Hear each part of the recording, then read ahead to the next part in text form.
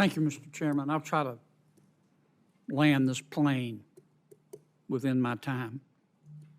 I want to tell you briefly how I see the world and invite you to tell me if I'm wrong. I think President Xi and President Putin and the Ayatollah in Iran are working together. I think that President Xi is the quarterback. I think their goal is to have Russia dominate Central and Eastern Europe, to have Iran dominate the Middle East, and to have China dominate the Indo-Pacific while being free to roam in sub-Saharan Africa and South America and space.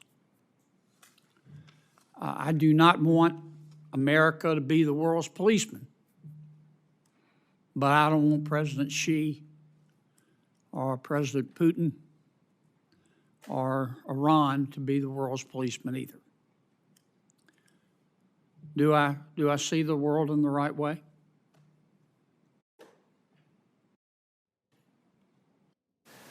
I would tell you, Senator, that we are seeing them. I don't know specifically what their ambitions are, but we do see them working together and doing some of those things against our interest. General, I need you to, both of you fine gentlemen, to look us in the eye and tell us what you think. I understand you got to choose your words carefully. You don't want to get put on double secret probation. But we've got some hard decisions to make here. And there's a consensus, I think, in the Congress to give you more money. Because I think we need to spend more money on defense. But you're going to have to give us straight answers and tell us what you think. Mr. Secretary, am I right or wrong? Senator, your question of one of your colleagues said it earlier, $185 billion is a lot of money. If we are given more money than is in the budget that you've seen, we will be good stewards of that and innovate even faster. I think what we are saying to this committee is we believe we can transform the Army with those amount of dollars as long as we are able to use them the way that we want to, and we are not Tell jammed. me again the amount of money you need for the Army transformation. We can use our current budget and transform the Army as long as we're able to spend it the way that we believe is right. How much money do you think we need to spend as a country to maintain or either, depending on your perspective, reach parity with China? I think the president has mentioned between the two bills $1 trillion for the DOD. Okay. Do you trust Europe to spend more money? I'm sorry, Europe. Do you trust Germany to spend more money? They've talked a good game.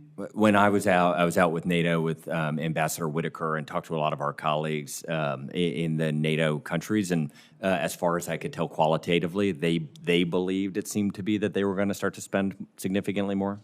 General, do you trust the United Kingdom to follow through and spend more money?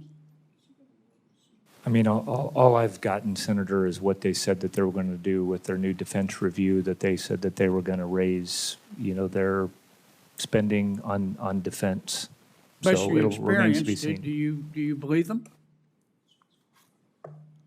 I think we're big believers in we'll see. I think action is what counts in some of this. There's certainly been a whole bunch of our allies that have done that when they've called for. Tell me, General, how you think the war in Ukraine relates to our struggle with China. Are the two inextricably linked, or do the two have nothing to do with each other?